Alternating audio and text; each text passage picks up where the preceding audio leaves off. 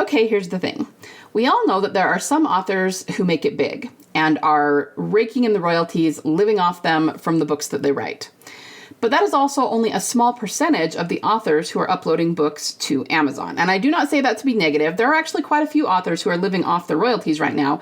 But if you just consider the percentage of people that are making it versus the vast number of authors who are just uploading things to Amazon, the percentage of it is small, okay? So it's very, very doable. But why is it that so many of the masses are struggling to see sales? Those who are struggling to see sales, I tend to think of them as the unread storytellers, right? They have these stories in mind. They want to tell them. They're amazing stories. But if their books aren't selling very well, then nobody's reading the stories. So they are the unread storytellers. Now, most people just chalk the unread storytellers and their struggles up to either needing to write more books in order to upscale their writing talent, to create a bigger backlist so that they get they have more things to sell, or just in general, they attribute it to those authors not knowing how to market. But the truth is, there are actually 3 things that you need to be able to know how to do in order to write a 6-figure story. And I'm about to lay them out for you right now. Hi there, aspiring fiction author. Welcome to Fiction Author Business School. Do you want to write your stories with ease and confidence? Do you find yourself Googling how to write a fiction book or how to write a character arc? Do you want to create a fiction empire, but you can't even finish the story you're currently working on, and you find yourself doubting it will even be good enough? Hi, I'm Liesl. I too have been writing stories since I was just a kid. I wanted to do something about my fiction writing dreams, but got information overload every time I looked for writing help, because there's just so much out there on the internet. I wanted confidence that I wouldn't disappoint my readers, and a plan to publish regularly. I knew the foundation of any author career, including the marketing aspect, is a stellar and well-written story, but I didn't know how to be sure that my story was solid. I went on a journey to figure out what really makes readers tick and how to incorporate those addictive elements into my story. In this podcast, you'll find specific tactical fiction writing tips, solutions to writing more words more efficiently, and secrets to mastering your author mindset. So put on your fuzzy slippers, grab a notebook and pen and some chocolate, and let's write some fiction. Introduction. All right, guys, before we dive into today's topic, I just wanted to say that I'm sorry I was gone for about a month, actually.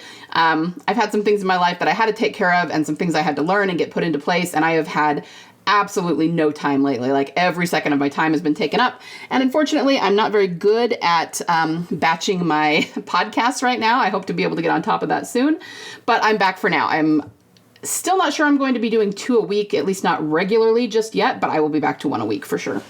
Anyway, let's dive into this topic. First of all, what is a 6-figure story? I'm sure you can kind of figure that out from the context. It's one that's going to sell really big. It's going to be a bestseller, a page turner, because those things are very, very closely related. And it's going to make you a lot of royalties, right? You're going to reach a lot of readers with it. You might even start a movement or a fandom with it. Think Harry Potter, think Game of Thrones, that sort of thing. That would be a 6-figure story. It's just a very, very highly successful story, which means that it's reaching a lot of readers, it's making you a lot of sales, and it's really affecting a lot of people in a positive way. That's what I would consider the definition of a 6-figure story. So, do you ever wonder why some authors hit it so big and sometimes you struggle just to finish your book, or maybe you've finished a book or 2, but you struggle to get sales with them, okay? For those who have trouble finishing their manuscripts, do you harbor a secret terror that after putting your heart and soul into finishing your book, you won't be able to make it sell? Honestly, it's a valid fear because, as I said, percentage-wise, there are hundreds of authors out there that go through that. But why? We need to get down to the why. It's not just, oh, that's the way it goes sometimes, or, oh, they just struck it big and we're lucky. And no, guys. We need to get down to what the actual problem is and work through how to fix it, okay? If these authors write pretty well and their book is pretty well edited, their stories and characters are reasonably fleshed out, then why are some authors just doing better than others? Well, my contention is that effective book marketing will always happen at the story level.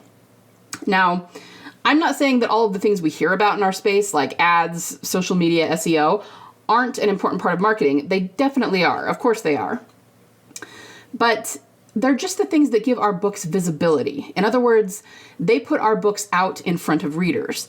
But with the ever-increasing competition in the fiction author space, just showing our books to readers is not enough anymore, okay? There's too much competition. We have to convert them into buyers. And that, my friends, is a deeper level of marketing, okay? It's not about strategy.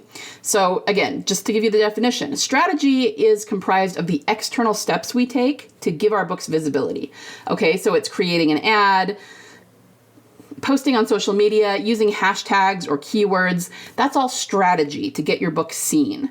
But what we need to sell our books today, and a lot of them, is messaging. Messaging is what you say, how you say it, and how the combination of those things grips the reader and makes them just itch to hit that buy button, okay? And that is what we need to learn in order to truly have success with our books. Now, I'm sure there are some of you out there that are going, yeah, that sounds great. Just teach me to do that with my book. But hold up, because there's a small problem. Here's the thing. There's literally no way to know what exactly your messaging for your book should be. Keep in mind that not just your brand, but every single book that you write, every story you write, every character you write is going to have different messaging that is optimal for them. So your messaging for your different books is going to be as different as the story themselves are. So again, there is literally no way to know what that individual messaging for each book or series should be unless you have already built it into your book as you were writing it. Okay, there's just no way. Of course, you can take pains to sell whatever book you write. It's not like you can't market it. But using vague or general marketing is going to lead to the kind of results that a lot of authors are seeing these days, which are mediocre sales, okay? I repeat, effective book marketing starts at the story level. That's why I did an episode several weeks ago, it was episode 215, about how just write another book is terrible advice.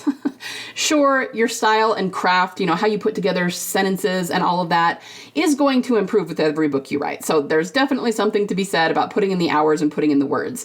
But if you don't know what you're doing wrong, specifically why your book isn't selling, writing another one and making all the same mistakes is not going to help you. It's just going to keep you stuck and frustrated and feeling helpless. I mean, it would be like making the same flawed recipe over and over and over again without stopping to figure out what the problem is and fixing it. You're still going to come out at the end with the same kind of icky result that wasn't what you wanted it to be, right? So we need to figure out these 3 things that will create a 6-figure story every single time. And I told you I would tell you what they are. Well, before I tell you, I want to make one other thing clear. It's not really possible to write a 6-figure story that you are not passionate about. So there are basically 2 major debates that we always hear about in our space. One is plotting versus pantsing. And I'm going to be doing some videos about that pretty soon. The other one is whether you should write your passion story or write to market. And that's the one I kind of want to address really quickly. Because once again, people are just thinking about it all wrong. I am not saying that either is right or wrong. There are good and bad elements to both. There are pros and cons of both. But that's exactly the problem. People are combining and comparing the wrong things. So I'm not saying that the elements included in writing to market are a bad thing, but what does writing to market mean at its core? It means that you're giving the reader what they want, something they can connect with, and that, of course, is a good thing. The problem is that people put it in opposition to writing your soul story.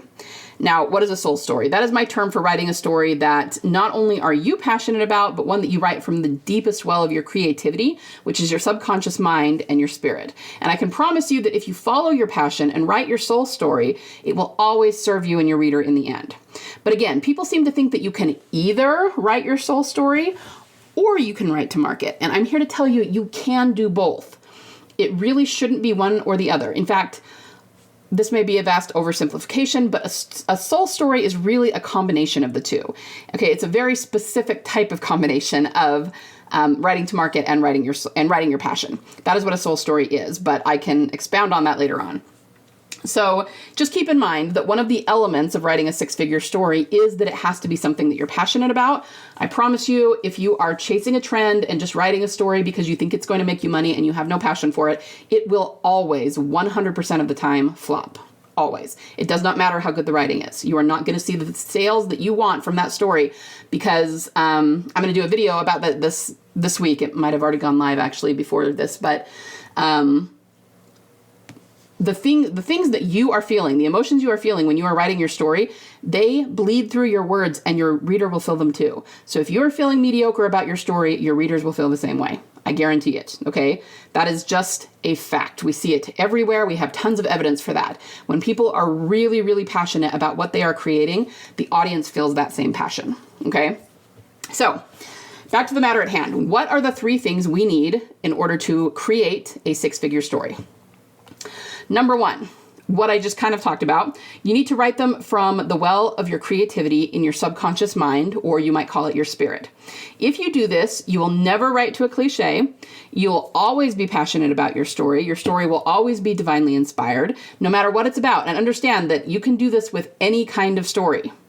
Even if you're writing romance, if you're writing thrillers, if you're writing gritty crime, it doesn't matter. Okay, you can do this with any kind of story. And if you write it from the subconscious mind rather than the conscious mind, that makes all the difference. So you need to know how to do that, okay?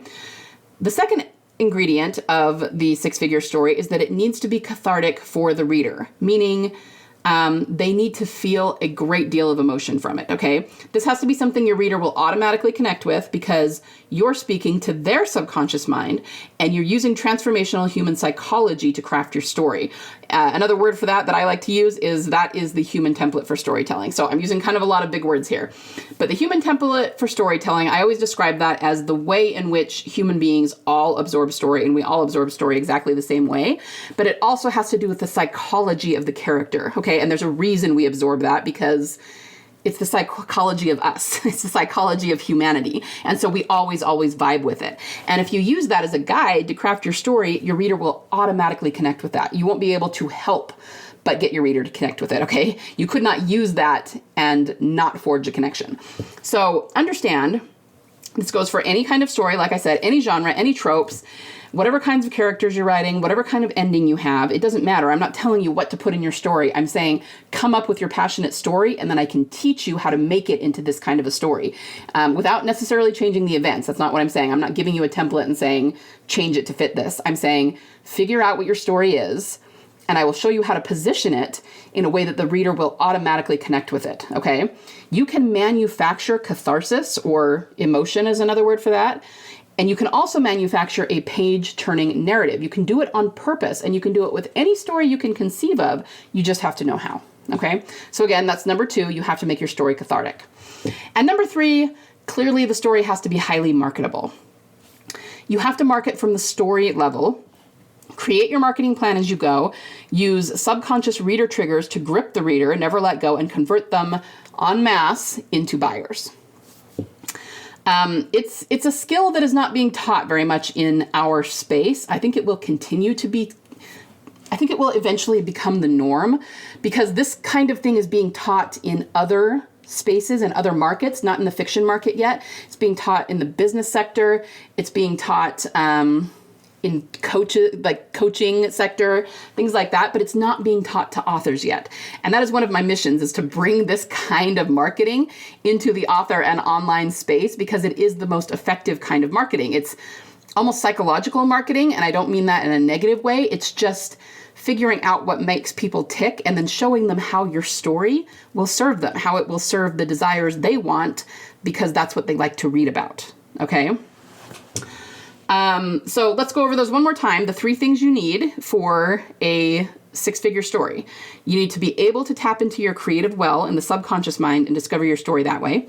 You need to know how to make the story cathartic so that the reader will automatically connect with it. And you need to make it highly marketable. Now, I know there are some of you out there thinking that these things are just too grand for your stories. You aren't looking to change lives or transform readers through your story. I've had a few people tell me that. You just want to give them entertainment and write a little, racy werewolf romance. I got news for you, my dear naive writer. Too freaking bad. It doesn't matter what you write. Stories and fiction are always about transformation, and I really didn't mean that as a pun because I was talking about werewolves. I mean, everything is about transformation in fiction. Sometimes it's very literal, sometimes it's only figurative. But whether you are writing lighthearted comedy, romance, smut, thrillers, dragon fantasy, it doesn't matter. Your stories are going to change your audience in some way. They're going to learn something from it. They're going to feel something from it. And guess what?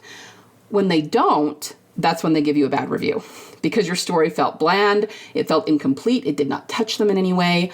So no matter what the content you put in your story, if the reader, quote unquote, likes it, it's because it transformed them in some way. It made them feel something. And what that really means is that it's speaking to them on a subconscious level. Okay? So I tried to come up with an example that most people would not consider highly, highly transformative. So I thought about the romantic comedy While You Were Sleeping, which had Sandra Bullock on it.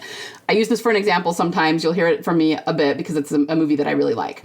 Now, even though this is a really fun movie, and it's a, like I said, it's a romantic comedy, so it's very romantic, it's very funny, all of that. Most people didn't go see this movie and feel like their entire lives were changed by it. You know, they'd have to go home and rethink their whole existence. No, I mean, it was a very lighthearted romantic comedy.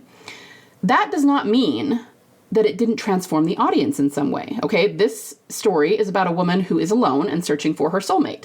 She thinks it's one man, who she basically has the hots for, and it isn't, but their paths collide, hilarity ensues, and along the way, she actually finds her true soulmate, and she's transformed. But we, the audience, because we are experiencing the story with her, kind of riding around on her shoulder, we are transformed with her. And I got news for you. Whether they consciously know it or not, that is what your audience, what your readers are looking for in a story. They want that transformation. They want to feel that transformation, even if it's vicarious. So historically, this is something else to think about. Entertainers, like, I'm thinking throughout the years historically, players and bards and gleemen, if you're a Wheel of Time fan, they're not historically the most highly paid people in society, but they were always the most highly sought after by the masses. Always. People have always wanted stories. They have always needed stories. And maybe they even said that they just wanted entertainment. That might be the way that they describe it. But that's not what they actually get from these stories. I mean, okay, yes, they get entertainment, but that's not all they get from these stories. What they get is so much deeper. They get subconscious transformation, and it makes them feel something. And that is the power you have as a teller of stories. And it's an awesome responsibility, and it's something that we love to do and we are passionate about as authors. So do yourself and your readers a favor and learn to tell a six-figure story. One that will transform both you and your readers, connect you, and serve you both. Them, because of the entertainment value and the spiritual transformation you're craving. And you, as the author, you will also get that same transformation and, the entertainment and the spiritual transformation, because don't think for 1 second that you don't transform yourself as a person with every story you write, but also it will help give you the money you need to support yourself as an artist, okay? So, I hope this has been helpful for you. I just want to introduce you to the things you need to learn in order to be truly successful in our day and age writing fiction. And to that end, I am actually going to have a workshop coming up that will elaborate on at least one aspect of this. I haven't nailed down exactly what it is yet. I will probably have the link for you to sign up for this workshop. It'll be a free one. In the next, it probably won't be next week, but in the next 2 or 3 weeks, I'll have it because the workshop is actually going to run in June. It's taken me a while to nail everything down and make sure that I have enough time to get everything created for you. But I am having that coming up, and so just keep an eye out for it, and I will send out the link as soon as I have it.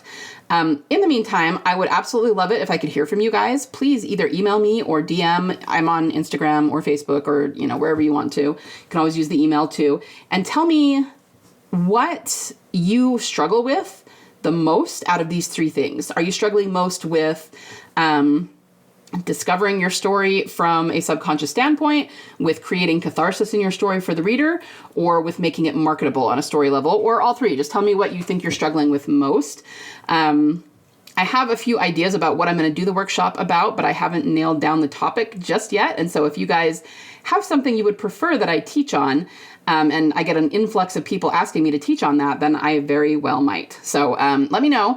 And in the meantime, just keep these things in mind, and that these are things that you need to learn if you really, truly want to become a career author and live off your royalties, okay?